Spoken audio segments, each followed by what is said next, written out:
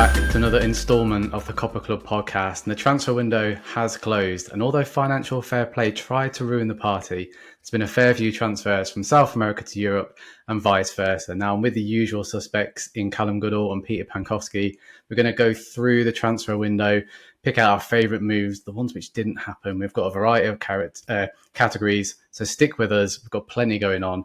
And first of all, we're just going to dive straight into it. Callum, I'm going to hand you the microphone. We're going to get the negativity out of the way first, and we're going to talk about 2 or 3 deals which we all thought would happen but didn't. So who's up first for you? Yeah, well, I'm going to do something that I don't think I've done on the Copper Club before, and I'm actually going to talk about someone from the MLS, Thiago Almada from Atlanta United. I think I've been waiting for him to get a move for a minute, to be honest, and the form, I thought he'd move from Vélez to Europe because he was like the hot prospect at the time. It seemed like one of those. I think if he was at Vélez now and the same age, it's similar to the Prestiani to Benfica deal, right? I think that would have happened. But at the time, he obviously chose to move to the MLS. I think it's done wonders for his development. And I was surprised after the 2 seasons that he's had. In 2022, I think he had 13 goal contributions. And then last year, he had 28. So 12 goals and 16 assists. And I figured, I figured that would be like, okay, cool. He's done the 2 years and now he's ready for Europe. And, I thought this January would be it.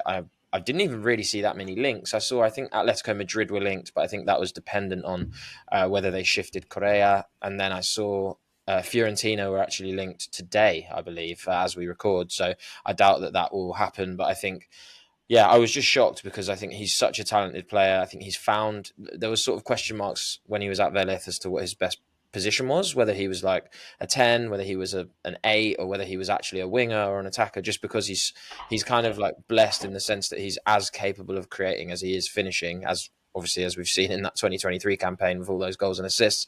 But I think he sort of found himself as this sort of left-sided 8/10 at the minute. Just ridiculous ability to sort of control the ball in tight spaces and thread sort of eye of the needle passes through, but also with ridiculous ball striking from outside the area. So I think, was just surprised that he didn't get the move after that crazy last season. But I would be even more surprised if in the summer he isn't linked with some big clubs once they've cleared out their squads and found a space for him.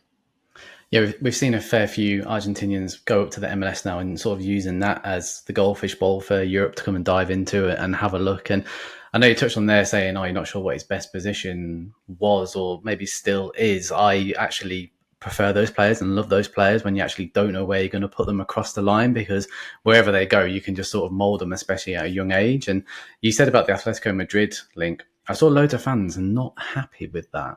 So I'm going to throw it back. Yeah, I saw Twitter not being happy with it. And I was like, what more could you possibly want here from this? So I can tell by your face. And obviously for those who are just listening, Cal obviously sided with me and found that as baffling. But there was a lot of negativity around it. But like you said, the deals and all the links or whatever were few and far between or didn't seem completely genuine. And as you said, the Fiorentina one, I think, as we've seen across deadline day, there's always just ridiculous ones up and down the country, the world, wherever. So good candidate. And one I wasn't expecting to hear today, but as soon as you said it, I was like, why have I not put that in my notes as well? Peter, have you got someone else? Mine feels fairly obvious compared to Cal's, honestly. So phenomenal shout. But mine was actually not Andre.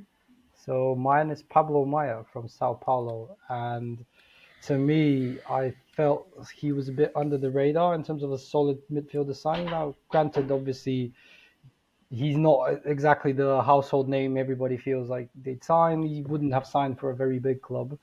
But still, I feel like the host of European sides, they could have taken a punt on him. He was likely not going to cost as much. I think he was linked to Fulham at one point, also maybe West Ham. I could be wrong on that one. I think Arsenal were, again, I don't know how tentative it was, but Arsenal was apparently having a little look. Well, Arsenal have had the fair shares of Brazilian midfielder links in recent years, Danilo and very true. And now Pablo Maia probably.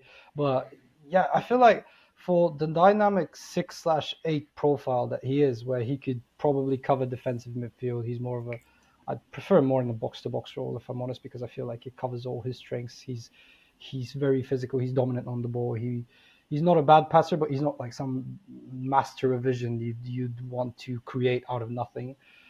Size, speed, strength, everything is there, as I said. So I feel he could be utilized in both phases of the game, and as such, I felt there are sides that could take a punt on him, and I'm really surprised that throughout January I was looking for that link, for there's something there to even minor, just to see something, and it never came, and it comes as a surprise. Like, I know Andre is obviously the obvious pick, and we're probably going to touch upon that even a little bit, but it feels like Pablo Maia is also one of those midfielders like Danilo, like João Gomes, that one more minor side than, all due respect to, say, Wolves, for example, Nottingham Forest. Sorry, Nate.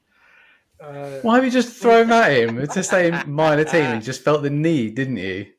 Well, I tend to say I'm polite, but I feel like one of these sides could have easily taken a punt on Pablo Maia, and even at worst case scenario, he becomes one of the very good squad players, because I feel like he's, in terms of body, physique, and everything, I'd say he's arguably one of the most ready-made players for whether it's England, whether it's Italy, whether it's, say, France. I think he'd be a phenomenal pickup. You see someone like, we discussed it before, like Johnny with Internacional moving to Betis. I feel like Pablo Maia, in terms of just being ready, is not far off. If anything, he's actually a little bit readier. Yeah, he actually he did make my notes, and the notes I put next to it was bulldozer. I think that's the best way to describe him, which means he's ready for Europe. The one thing I did scribble his name out, so it's quite a good job here, so you can have him for this. But the fact that Sao Paulo obviously got their first trophy last year for the first time in a decade, and back in the Libertadores, we saw with Andre that means a lot for these players. And like, he's still only young, isn't he? I think Pablo Maia is 22, 22 years old. If he stays for Sao Paulo, he's going to, well, I don't think they have a chance for the Libertadores, but to play in that competition, he probably didn't expect that before potentially moving across to Europe. So if they didn't have won Copa do Brazil, then potentially he may have been looking at a move, bar financial fair play, like I said, sort of ruining the fun a little bit. But I agree with you, sort of tailor-made in the sense that his physique, his strength. And at the start of the season, he popped in a couple of goals as well. When he was first linked in the summer, people were obviously YouTubing him and having a little look. And his first couple of goals of the season were really technical from outside the box and not aligned with him at all. And I think a few people were getting carried away. So yeah, but we'll park the negativity there. I was definitely throwing out too much. I think he's a great pick. I said I put him on my list as well. I had Andre at the top of the list for obvious reasons, mainly because Fluminense have outpriced themselves from a deal. And there's two ways of looking at this, isn't there, in terms of Fluminense deserve that money for him, like 35 million. We've spoke about it plenty of times, but Premier League teams, who are still looking at going direct to the source rather than letting them prove themselves in Portugal or Spain or whatever, are still reluctant to sort of spend that money. And when I saw Fulham looking at Boyer from Chelsea with a 5 million sort of loan fee within that as well, like, that just seems like you're throwing silly money away when that's like a fifth or a sixth of the deal to get in Brazil's next number 6. So I find it really odd that no one's come in for him. Maybe teams are a little bit wary when they're looking at the likes of Forest and Everton and financial fair play in terms of throwing 35 million if it doesn't work necessarily. There's still teams who are worried about that risk. And someone pointed out to me that he's only just recently had a newborn child in the last 6 months as well. So all these factors and comes, because January is still like, yes, it's the end of their season, but it's all a little bit rushed at times, isn't it? This frantic 3-4 week period. And if things don't all align, then it sort of cost him a move. I don't think he's going to learn anything new in the next 6-12 months. If he does stay for another season, I think he'll go in the summer. But look, that's one to park, isn't it, for now? I think we're all bitterly disappointed that he didn't move across. And I know you weren't, Cal. I know you didn't potentially want to see him at Fulham, but it did look like a good link, to be honest. It did. But he wasn't the one I wanted to talk about. I think there was a few on my list, and I found it really hard. I had Bento on my list, maybe because of Forest's frantic search for a goalkeeper. Redondo for 7-8 million. I think it was euros as well. It wasn't even pounds. Yeah. I mean, he was linked sort of Serie A. Obviously, we spoke about him to Wolfsburg. But the one I sort of finally left at this list, I found this section the hardest one to go through, was Boca's Equi Fernandez, to be honest with you. There was tentative links around Brighton, and it sort of goes hand in hand. After they signed Valentin Barco, a few fans just wanted more, didn't they? And you see some greed sometimes, but they have been crying out. They said, like, through Brighton fans just listening in and having a little look, they've been crying out for a defensive midfielder, to be honest with you, and almost seemed like the perfect fit. However, I don't know why he stayed at Boca. Obviously, no Libertadores. The signings they've made are pretty poor. They don't look like they're going to change anything moving into the new year. So unless he feels like he can really dominate and make that midfield space his own, perhaps that's probably what he wants to do there. But what I like, and if I'm going to put my Mystic Meg sort of hat on for a second, is Alan Varela has absolutely bossed it moving across to Porto, started adding a couple of goals, looked really confident for them. Now, if he progresses and moves to a Premier League top 4, top 6 side, that opens up a very nice space for someone like Fernandes to come and fill that Varela spot, doesn't it? So that was the link I saw. And we know with the January transfer window, like pieces needs to happen. And Varela's only just been in Portugal now for a few months, but he's thriving there. And obviously we may get onto, we may not, Marcos Leonardo players like that going across. Like it's like an easy sort of transition for them. So look, maybe that's the route he wants to take. But if I am going to put a bold statement out there, I do feel like he's probably the next sort of number 6 who has potential value of 80 to 100 million in the next 2 or 3 years if his progression carries on and does go the way expected, especially if he moves across to Brighton. Obviously, Peter, you threw a dig in about Forest, so I'm going to throw one in about Chelsea, and then you come in for a big bid. So it could snowball in the next 24 to 36 months. Yeah. So no, one to keep an eye on, and we didn't touch on Andre as much as I thought, but I feel like it was worth throwing in reasons why. I think we're all disappointed, and hopefully something happens in the summer, depending on how Fluminense are doing domestically and in the Libertadores. Next category I want to move on to, Pete, I'm going to go to you first for this. Is your favourite transfer across from South America to Europe? Because it's been few and far between, but there's still been a few eye-catching ones. Who do you want to throw into the ring first of all? Yeah, well, I tried to steer clear of the obvious ones, and I've gone for Nino to Zenit. No, I'm sorry about that. This is never happening. But no, actually, this podcast is going to be 2 going forward. You know that. You're on thin ice. I'm actually closer to Russia, but I feel like my reasons for this are very how do I say it, reasonable. So my pick, I've really tried to steer clear of the obvious ones. I could have gone for a plethora of those, but I've gone with Marlon Gomes to Shakhtar, sorry. And my reasoning for that is I think Marlon Gomes got a bit outshone by numerous other under-20s individuals such as Andre and Victor Roque and et cetera, but he's actually I've watched him at Vasco when he was at Serie B quite often, and I'd say he's a really, really talented young number. Well, he played number 10. He took the reins over from Nene, from former PSG player, for anybody not knowing. And the creativity, the flair is there. He's a very smart, young, intelligent player, and I feel, as I said, he got a bit outshone by others who are just obviously better in terms of talent, but I don't feel like he's that far away from them. And it's just that Andre had already developed. He was getting the headlines. There was other players ahead of him, but him and Andre made a very solid partnership in terms of that midfield 3 that was then established to get Vasco up to Serie A. And then eventually, as in the Serie A, they were a little bit poorer, that's facts, but he was still a very good focal point for the side. He used to sometimes do winger shifts, and I don't think that quite fit him. He's not the type of half spaces winger you'd expect to place, like if you usually use a number 10 on the wing. That's what I tried to say. He's not a Michael Elise, for example. But I feel Shakhtar do this thing often where they buy Brazilians, and yes, granted, due to the obvious situation going on in Ukraine, a lot of foreign players have already left, but they've kept on trying to buy from that market. They've tried to develop them, and they kept on developing players. Only recently, obviously, you throw digs at Chelsea. I'm just going to throw one just to mention it.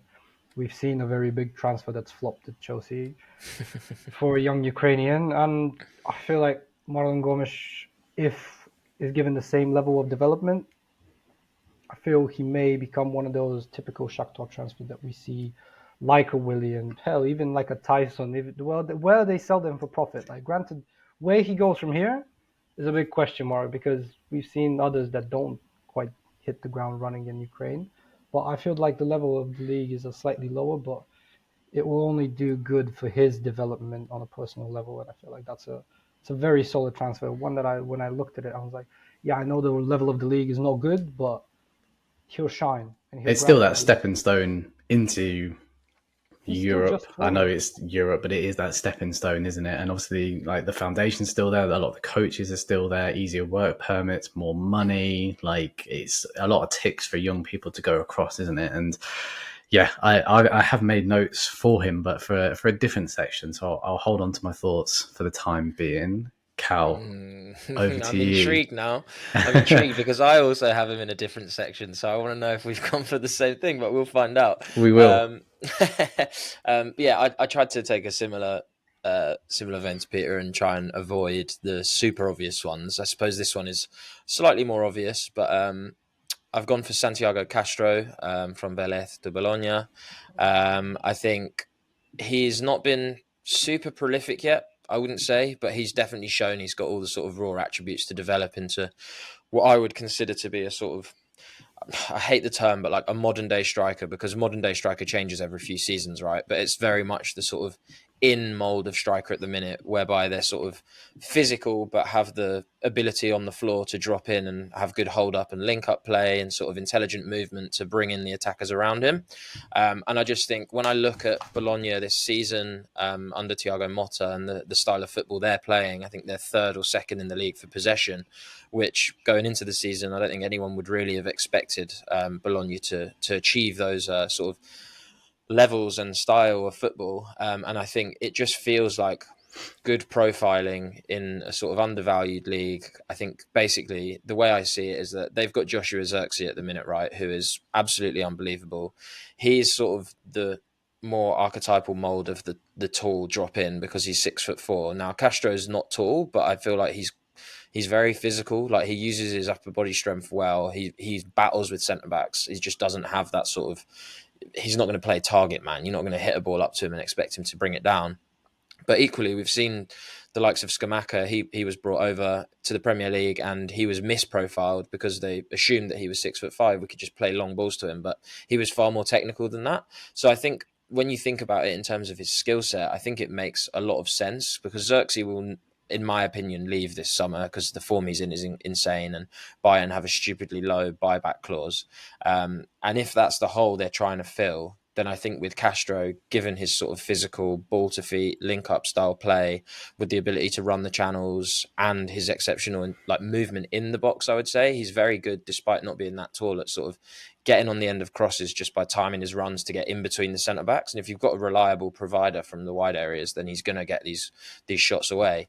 And I think as well, it's kind of interesting that I was doing a little bit of research about Castro and Brentford, who obviously we know are very good at scouting. They've got incredible recruitment. They'd identified him as a potential Ivan Toney replacement.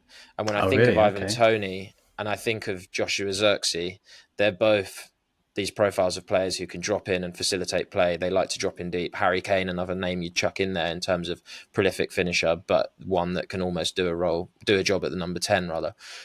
So I just think it speaks to really intelligent sort of scouting. And I think more broadly speaking, that's something I've been really impressed with Bologna this season in general. I think obviously the appointment of Thiago Motta itself was a really smart move from their director, Marco Duval. But on the transfer market this season, they've been crazy. Like Riccardo Calafiori has had an incredible season. I think they signed him from Basel for €4 million. And I'd be amazed if they don't get 10 times or more than that when they eventually sell him. And then other players from all over Europe, like Nicola Morrow, he's a fun little centre midfielder. Sam Bukema and Jesper Karlsson, 2 star players from AZ Alkmaar in the Eredivisie last season. So I just think, the profiling has been good this season. Thiago Motta was a very smart manager. I think for someone like Castro, whose development is going to be integral, I think the move across had to be perfect.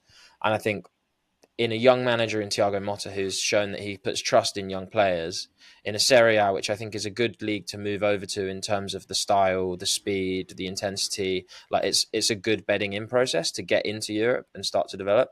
And then you think the stylistic mold of Castro and how he slots into this Bologna side who like to keep the ball on the deck, pass around, insane amount of rotations in the final third. I think Castro should just be a really good fit. So yeah, that's why I picked him.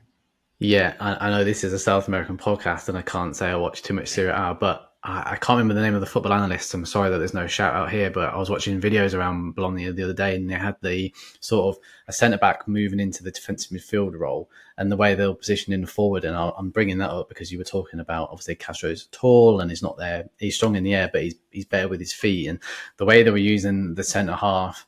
To show me age there, aren't I? Centre half. The way they're using the centre back to move, transition into the number 6 role, look for the wingers, and then play it in to the striker's feet in that 6-yard spot.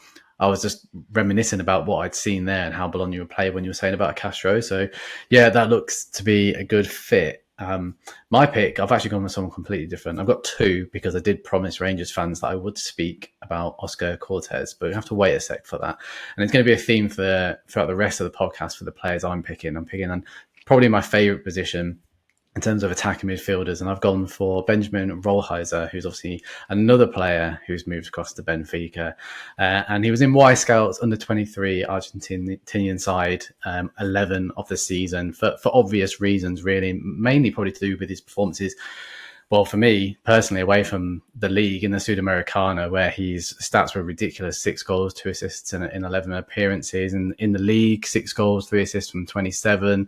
Now he's that player who is like Phil Foden-esque in terms of just finding the pockets of space in between, always looking to line up a shot, which sometimes when he's having an off game can be really frustrating and something he probably needs to work on. But just the way in which he receives the ball, turns quickly, like leaves defenders in the wake, just buys himself that extra 2 or 3 meters, not even yards of space.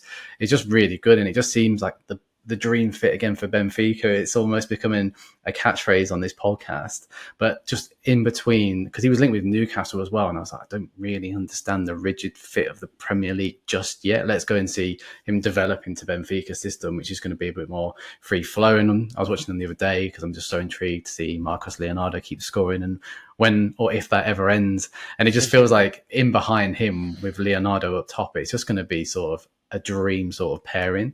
So yeah, I really like the way he just transitions the ball and he's always looking for a shot, and that's my sort of favourite sort of player in those pockets of spaces. And look, Oscar Cortes is another player who's very similar in terms of his style of play. And the reason why I love him is because he can play anywhere across that front line, from left wing, right wing, and in the middle. Personally, I think he's better on the right wing. If you watch his goals when he was in Colombia in particular, he scored 5 in 11 before moving across to Lens, in terms of the way he receives the ball on the right-hand side on the edge of the box, and the way he can pick out the opposite corner perfectly is where we saw him sort of like really come to light, and where he was prolific for them. And now he's definitely not restricted for that. He definitely has a few good YouTube compilations, which I'm sure the Rangers fans have looked at and got excited about.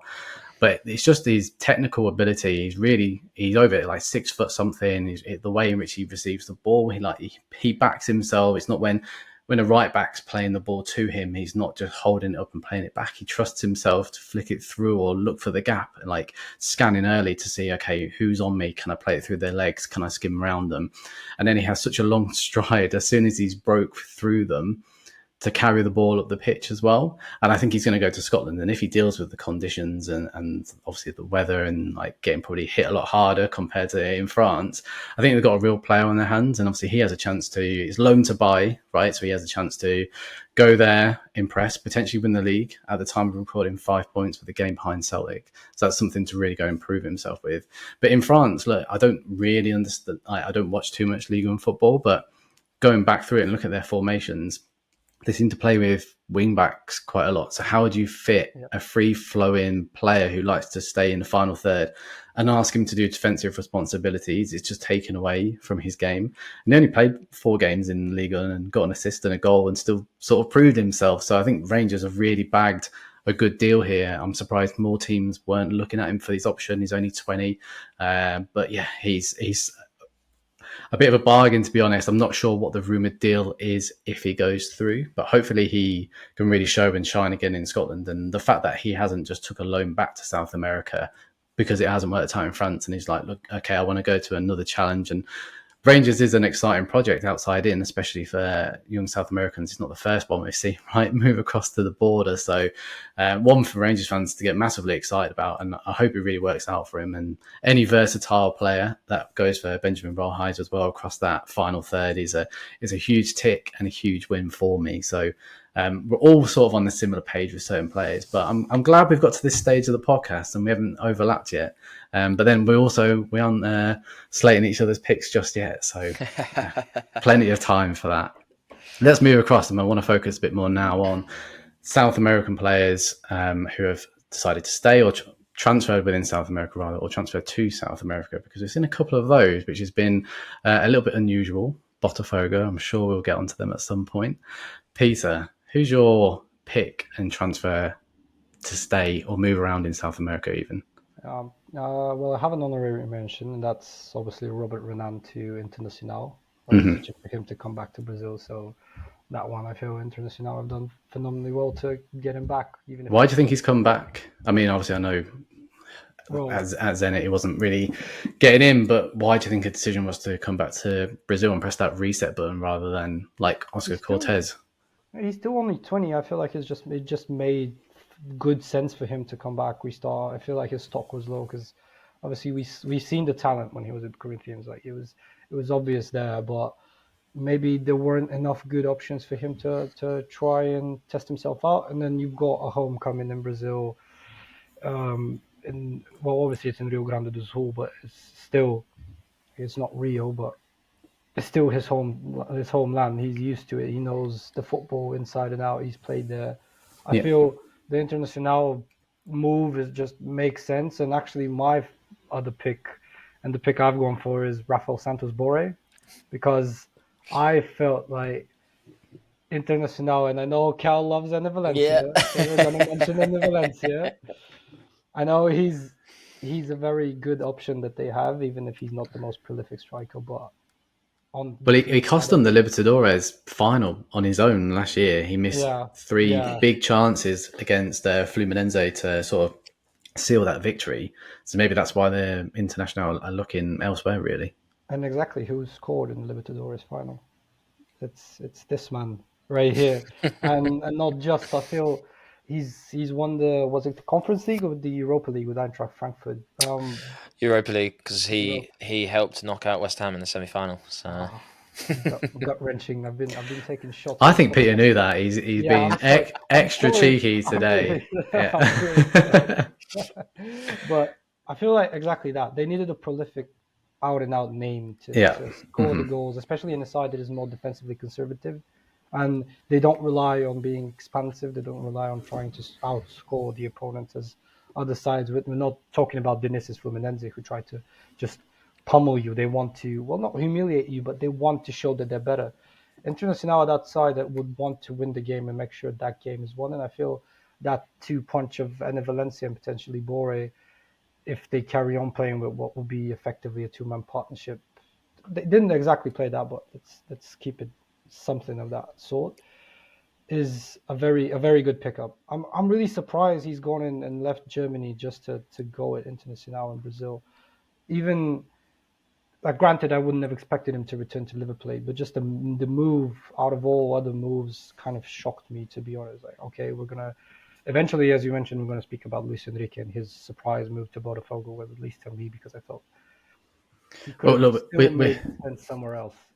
We're seeing so many more players choose to go to Brazil over Argentinian football, which is almost teams-wise. When we see the Sudamericana and Libertadores falling behind Ecuadorian football, so it's not really an exciting project. And I'm going to chime in with my player. Cal, I'm going to put you on hold for a second, because I have gone with a fairly obvious pick, and it's sort of bittersweet in a way. But I chose Nicolas de la Cruz. His move to Flamengo and their rebuild effectively, which is impressing me, to be honest. I think they're going to be challengers across all front next season. It's not going to be the circus run we saw for the last 12 months. Outside in, that was quite fun to watch, but I think we're going to see a more competitive, serious Flamengo this time round. But at the same time, River Plate, yes, they've got Echeverri coming through, different style of player, but they're losing a huge player there. And for Argentinian sides or Ecuadorian sides or whatever to break that mold of Brazilian teams constantly winning the Libertadores, they've just removed themselves a step further. And obviously they lost Lucas Beltran to Fiorentina, which was more obvious. But for De La Cruz not to choose Europe and actually go to a powerhouse in Brazil instead, we've not seen that for a long time. But what I like about him and the the buzzword, the key word from my point of view for this podcast is just his versatility. So he played in a more defensive role for River in that, sitting in that 4-5-1 formation. But for Uruguay, sitting behind Darwin Núñez and the support he offered there, 3 goals, 3 assists so far in the World Cup qualifiers, same amount of goals as Messi. The winner against Brazil and 3 assists, right? He's the highest ranked at the moment within that. And the relationship he struck with Núñez, like Liverpool are struggling to get the best out of Núñez, and I know he's getting the service, but De La Cruz has sparked something between those two. And Uruguay had limited chances in their win against Argentina in Buenos Aires, but it was so impressive because of the pace they broke and the intelligent balls and the weight of the ball was played from De La Cruz to Núñez and knowing when to get that across. And sometimes Flamengo struggled with that last year in terms of transitioning once a team was on the break with them, or like when the team sat back, they weren't sure how to unpick them, and the Maracana crowd got on top of them. And I just feel like someone like De La Cruz going to the Brasileiro will just have so much quality in between those pockets. And with Pedro and Bruno Henrique up there, Bruno Henrique hasn't left, has he? I know there was links with Palmeiras, but with those, even with Pedro, right, those 2 players in front of him, like, I think he'll have a field day, to be honest with you. And Di Arrascato is obviously Uruguayan teammate. I feel like there's going to be a nice relationship formed between those 4. I just think it's really exciting for Brazilian football, which just seems to be becoming more and more competitive. But it's bittersweet, as I say, because that gap between Argentinian and Brazilian football seems to be ever growing, and I'm not really sure what the answer is at the moment. But I was just surprised that De La Cruz didn't choose to move across to Europe. But look, he's cemented in Bielsa's Uruguayan side. And at the age of 26, 27, does he really need to go across to Europe and potentially tarnish his profile? And then if he goes somewhere and sits on the bench, is he going to lose his national team spot? So I feel like it's a really good fit. And he knows that he can go to Flamengo and probably win trophies. So yeah, a more less edgy pick for me this time round, but it's definitely one of my most exciting ones. Cal, you can finish this category off. Yeah, well, in the similar way that you were saying that the number 10 players are some of your favourite players, I think I've maybe got a reputation on the Copper Club now for someone who admires a ball-playing number 6. I've talked about Moscardo, I've talked about Santiago Heze, but this week I'm going to bring Anibal Moreno to the party, and his transfer to Palmeiras. I think it just makes so much sense. I think it's not unfair to suggest that they hadn't really found their Danilo replacement yet since they sold him to Forest.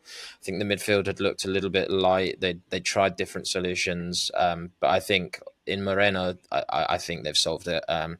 And I think from what I've seen from Palmeiras fans online as well, like he's only played a few games, but everyone seems to be so happy and in love with the sort of energy that he's taken to that team. And yeah, I think he's just a super exciting player. He's been on my radar for a couple of years. I think it was the 2022 season where he had a real breakout season under Fernando Gago at Racing Club. And I mean, come on, who else?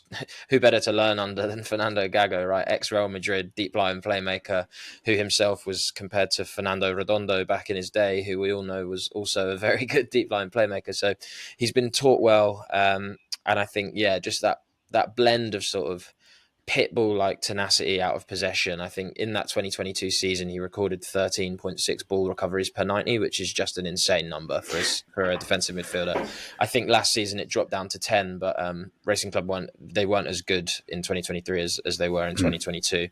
And then you couple that with the fact that in possession, he's incredibly good at helping teams progress, particularly through the second phase.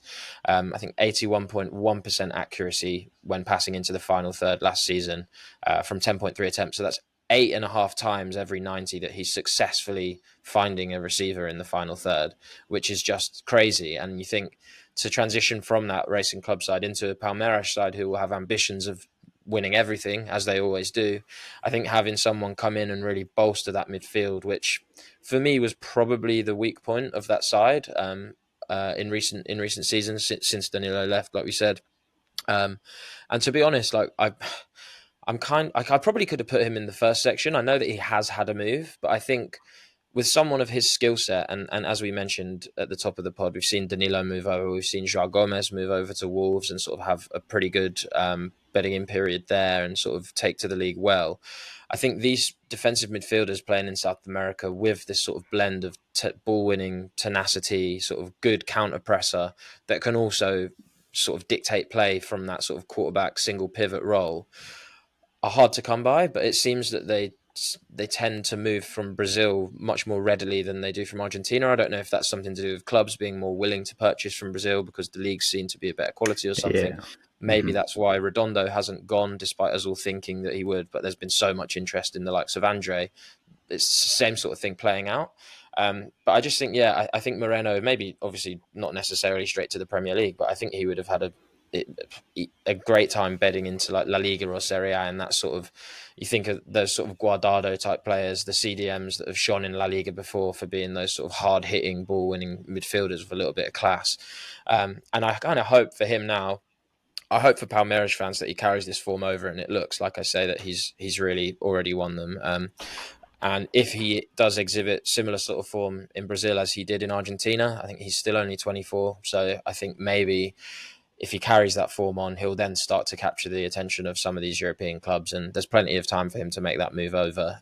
But yeah, I just think in terms of a player who is super high quality and a clear area that Palmeiras needed to improve in, I think it's just a big tick on both sides. Yeah, there's a lot of pressure on their DMs, Richard Rios, like another player who's coming through, but because of Danilo, I think anyone who came into that role, everyone was then looking at Palmeiras being like, right, okay, the players they have in that role should go and succeed. And I agree with you. So, yeah, definitely. I haven't seen too much of him, so it'd be interesting to see how he does at Palmeiras. Seems to be the perfect fit, and you've sold me. So, there's good numbers there. So, absolutely. Before we move on to the under the radar pick next, obviously, Peter, you mentioned it as well, and I've dropped in Botafogo because obviously a couple of hours before we've jumped into the podcast, Botafogo broke the Brasileiro transfer record of 20 million, and 20 million made to Europe. I think it just gives a bit more perspective, doesn't it, as to where it is, but it's a huge amount of money for Botafogo to drop. John Textor bringing in Luiz Henrique, and like it'd be really interesting to see actually how this unfolds, because at first they were like, well, they're going to sign him and send him across to Lyon, and there's been loads of rumours around that, but it actually looks like he's going to be spending the year there, and Textor clearly wants a trophy, doesn't he, after last season. I didn't know how Botafogo were going to sort of tackle this transfer market, to be honest. Cal, we spoke off the podcast about Botafogo, because I'm very heavy on Mineiro having a really strong Libertadores campaign, and you mentioned Botafogo, and I sort of smiled at the time, but then Textor's put his money where his mouth is and brought in, obviously, Real Betis winger. So what do either you expect of this? And has this move has caught everyone off guard? So I can't ask you that question, but what do you think about the transition? Peter, I'll go to you first. What do you think about the transition to Brazilian football after spending some time in Europe? And is this going to be a key transfer and potentially a title-changing move? Tough to say whether it will be a title-changing move, because I feel just Brazil is just so unpredictable every single year. You never know how things fare out. Like obviously he's going to impact. Don't get me wrong, but it's just the level of impact is going to be a question mark in general, whether that takes them over the line.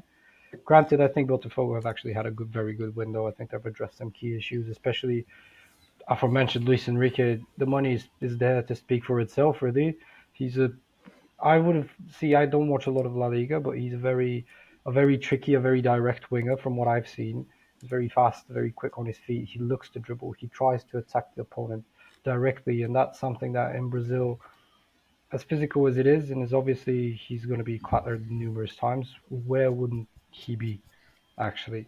And in Brazil, the level of fullbacks currently isn't exactly the greatest, I'd say.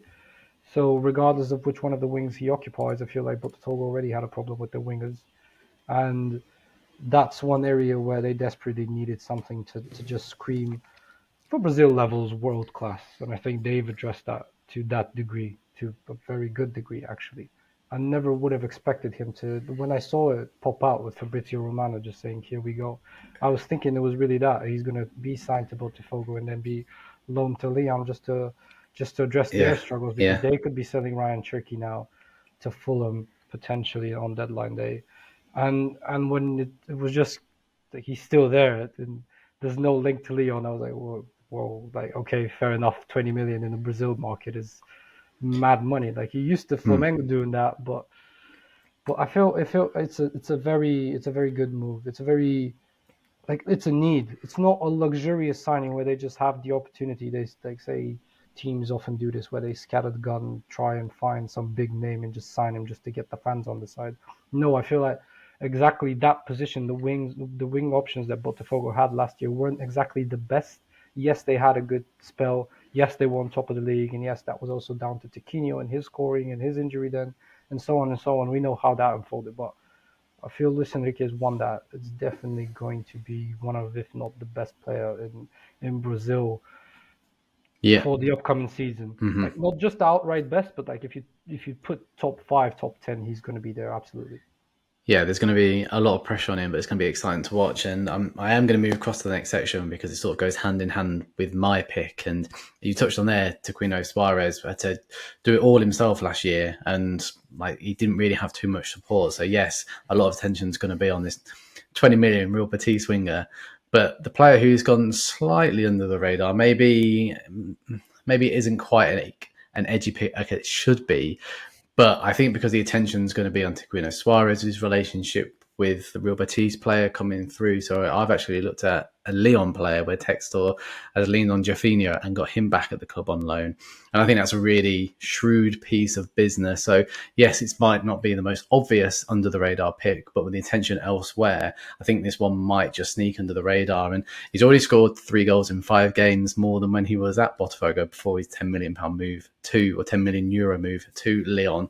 But just going back through how he was at Botafogo, and I expect him just to ease back into this sort of style of play in Brazil. Yes, potentially didn't work out from in France, but similar to what I've said about Oscar Cortes, and just another lanky winger but close ball control who has a range of finishing, offering assists as well. I don't think he did that too much last time, but with someone like Suarez or interchanging with Henrique in the middle, like he may offer a little bit more in terms of the assists. It was lacking last time round, but he has a goal threat as well, and like just taking the pressure off Tiquinho is exactly what Botafogo needed. As soon as he got injured out of the transfer window, they panicked and brought in Diego Costa, who was just an absolute nightmare. He didn't offer hardly anything. It just showed like how they had no depth at all. So I think because he hasn't come with a price tag and he's just come back on loan for a year, I feel like he's going to sneak under the radar, but I think he could be a really important player. So I just wanted to flag that. And I think, yeah, Botafogo, fair play. They're sort of winning me over, and I'm if they qualify, which I expect them to, for the Libertadores through the qualification stages, 1 or 2 hoops to jump through, and I'm sure they'll maneuver through them just fine. They can be a real threat in the Libertadores. Cal, you're under the radar player. Make sure it's a lot more discreet than mine was. You know what? I think it's still a good shout though, and I think it's funny because there is actually another winger that we could pick for Botafogo who they've brought in, which is Jefferson Savarino, and I think he could potentially have maybe the biggest impact of the 3. I think that's the one that's gone under the radar for me. I think coming off 2 MLS seasons where he's had 10 or more goal contributions back to back, so I think that could be impressive. And like Peter said, I think the wing department was where Botafogo really needed to strengthen, and fair play, they've gone out and brought in three really good potential wingers. So so they've definitely covered that. But no, I think I'm also slightly concerned that mine isn't necessarily under the radar. But I've gone for Rodrigo Garro from Talleres to Corinthians. It probably actually is one of the, in terms of value, bigger signings of the window, but I just think he's not getting talked about as much as some of the other moves that have happened. And I think maybe that's been overshadowed because quite a few players have, like we said, some big players have moved out of Argentina across to Europe or out of Brazil across to Europe. And I think Garro's gone under the radar for that reason. But I think in terms of a playmaker, like a number 10 in 2023, I don't think there was that many that were better than him on a consistent basis in South America. I think 8 goals and 9 assists for Talleres, who obviously first half of the Argentinian season were lighting up the league under Javier Gandolfi, who I believe has gone over to Independiente de Valle now, which is a really exciting move. And he's a manager that I'll definitely be keeping an eye on, as well as someone who himself could potentially make that transition over to Europe. But yeah, I think Garro is just really exciting. And I think Corinthians, obviously, they've lost a few key pieces, and I think Garro can definitely help to sort of deal with that transition period. And I think what's interesting is, in terms of, yes, he is a number 10, but he's very willing to sort of drop deep to almost play a number 8, even sometimes a number 6 role, just because his like primary focus always is get the ball forward, get the ball forward, just constantly looking to progress. I think at sometimes that can be to his detriment as well, because there's like an eagerness that means that sometimes he just tries to overplay, and he's constantly looking for that progressive pass into the final third, whether it's a ball into the space for wingers to get onto that's slightly overhit, or not necessarily overhit, but he's sort of, because he's in such a rush to progress, he's not realised that the winger is actually a little bit further away than he thought, and he's never going to get there in time.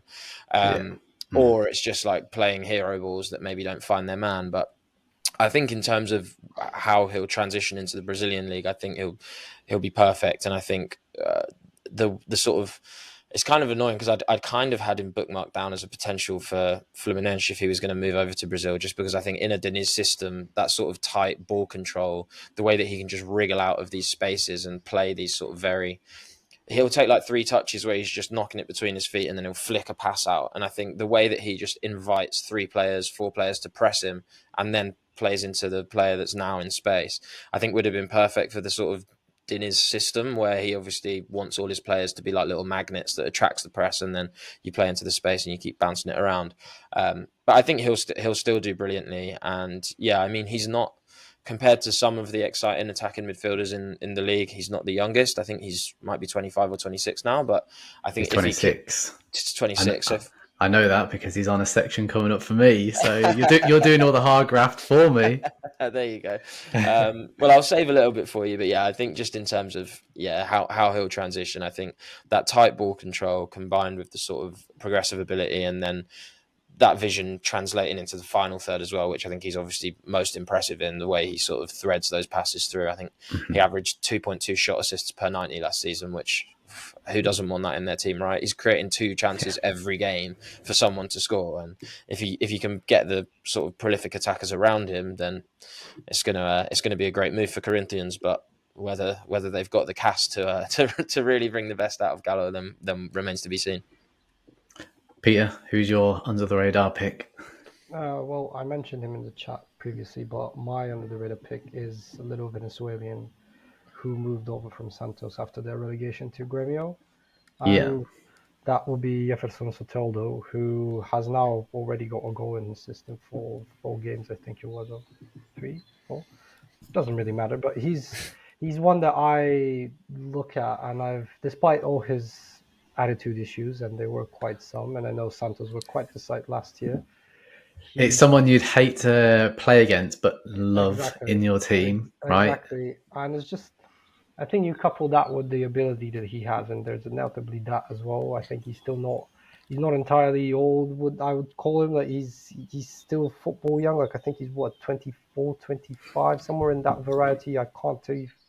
I'll check whilst you're still going. But I feel it's a very good transfer for Grêmio. They've lost Suarez now. They lost Botelho to Dynamo Moscow, and they needed someone to replace with a bit more directness, with a bit more flair in there. They also, I think, lost Ferreirinha and other players who contributed, because I don't think Grêmio had a really standout player. Like, yes, obviously Suarez scored a lot of goals, and you'd expect that from him, and they're looking for a striker now, and I feel like eventually they'll address that. But other than that, they were a very gelled side. There wasn't someone like clear cut to stand out, and they almost had a chance, an outside shot at winning the league. And I feel someone like Jefferson Soteldo was just, he brings quality wherever he goes.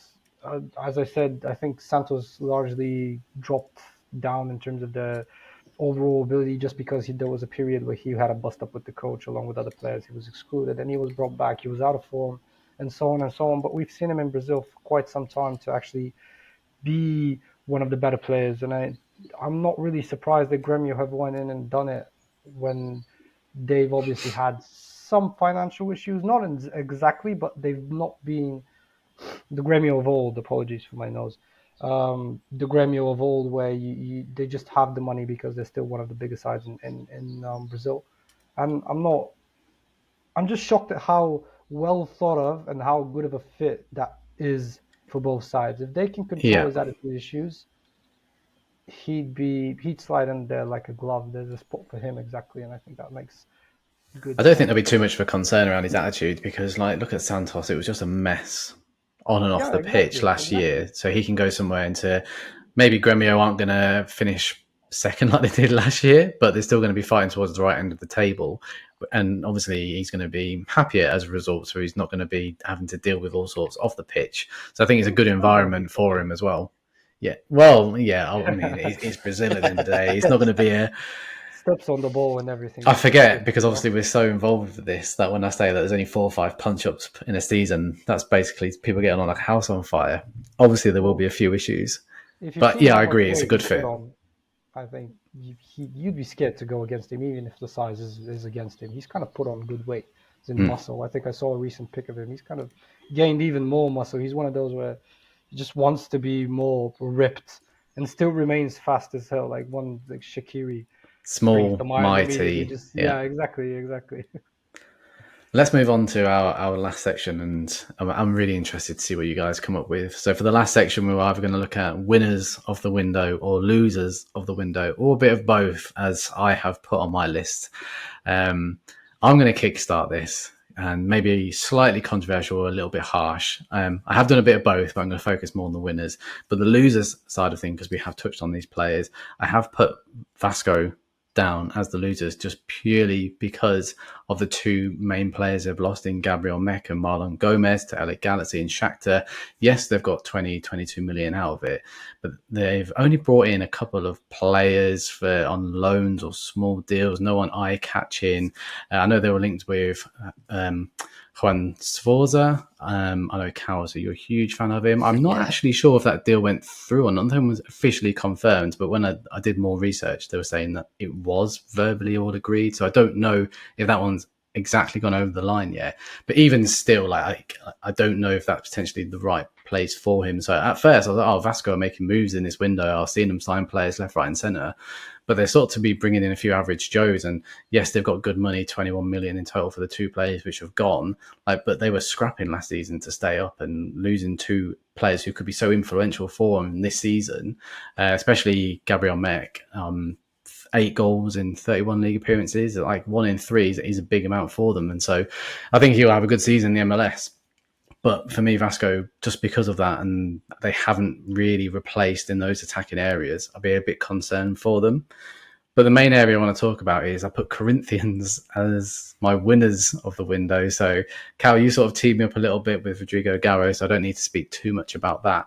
But what I do like about it is, yes, they sold Moscardo to PSG, which we've spoken about in depth, and got 20 million. And obviously he's come back until he turns 18. So they still have him for a handful of months, which is a huge bonus. I mean, yes, I know he's going to be moving on, but you're not going to say no to having Moscardo within your ranks. But they've got a good academy, right? We saw Murillo move across from the last summer to Nottingham Forest. But what you sometimes see with Brazilian clubs is they're so concerned on like developing these young players and putting them in the shop window for Europe. That's when they sort of creep into the relegation zone or fall down the table, and mistakes start to creep in. Now, having a little look, they've actually done the opposite, and they've brought in a bit of experience, like based on their age, but not golden oldies as we often see in Brazil.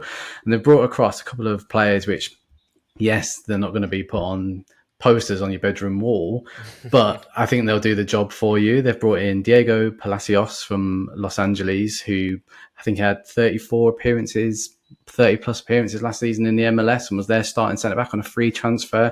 Felix Torres from Mexico, from Santos Laguna, scored 5 goals in 18 games. None of them were penalties or anything like that, because we often see in this sort of side of the world that the centre-halves are taking penalties. I'm like, why are they scoring? But no, he offers a good goal-scoring threat from set pieces. He's only 26, 27, and they've invested about 5 million euros in him. So they've brought in, and then Garros, obviously, as you mentioned, Callum, and then they brought in Gustavo Henrique, who's, yes, 30, and spent a bit of time in Spain and Turkey, having previously spent most of his career at Flamengo. But again, it's just more padded experience. And I think the only reason why I may not say that they're the complete winners of the window is they're still lacking a striker. They still don't really they can't rely on Yuri Alberto for forever. They do need somebody in there. However, defensively, I think they've replaced pretty well. And in the midfield, they aren't glamorous signings, but I think they are exactly what Corinthians needed to balance these youth players which are coming through. And it's going to improve them as well, especially if they've got a solid defence. So yeah, as I said, it's not the most exciting window, but it's probably the most sensible. And when you see Brazilian teams operating sensibly in the window, for me that's a huge win. Sometimes you don't. It's not often you see that, especially when it's multiple signings. But there's four names in there which are very pleasing, and like I said, they should sort of go hand in hand with the young players and improve them as well. So Corinthians, who had a really shocking year last year, hopefully they can utilize those funds and get a few more bodies in across the next window as well and kick on in 2024. The only person I didn't talk about is, yes, they lost Roger Guedes to Qatar, but they got 9-10 million from as well. So you're already talking about 40-50 million. And as I said 10 minutes ago, that the transfer record was broken for 20 million. So you think that they've got in 40-50 million in the last 12 months and invested it well. In terms of another player they brought in last window who I'll touch upon is Matias Rojas. I'm a huge fan of him. I don't think he's settled as well as expected. Still hasn't scored in the league, and I don't think fans are particularly happy. However, bringing in these experienced bodies in and around him should allow him to not worry about the defensive side of his game, and he can go forward and bring to the table what we saw at Racing. So, Corinthians are my probably surprise pick for the winners of the window. Cal, over to yourself. Yeah, so there was a few that I kind of had bookmarked for this one. I think Botafogo were one that just mainly based on the players they brought in, but also I think the money that they got for Lucas Perry and even more so for Adrielson, I think was pretty good moves. They did a little good reshuffle around there, and I'd expect them to be involved. Another one, for slightly more humorous reasons, was Boca, just because I think they've got a half-decent manager in Diego Martinez, although I think they'll probably still play pretty boring football. I think he obviously did very good things at Huracan, but they did actually finish second in the league, but they did only score 19 goals and conceded 11, so that doesn't really talk to me about exciting Argentinian football, but maybe a safer pair of hands than they have had over recent years. I know obviously they reached the final, but we've said a lot of the time on the Copa Club about how dull and disappointing they've been for a long time. But I've gone for a bit of a rogue one, and we've kind of touched on them a little bit throughout indirectly. But I've gone for Shakhtar Donetsk because they've got Marlon Gomes, who I think is great. And they've also picked up Kevin from Palmeiras, who obviously was the Copinha MVP in 2023. The year before that was Endrick. So read into that what you will in terms of winning that award. But I think we've seen with Shakhtar... with Shakhtar, like they've got such a good track record of picking up players from Brazil for cheap, and it goes back years as well. Like you're looking at when they picked up Elano from Santos for less than 8 million, sold him to City, but other players like Fernandinho picked him up for less than 8 million and sold him for 40 million. Fred from Internacional bought him for 15, sold for 60.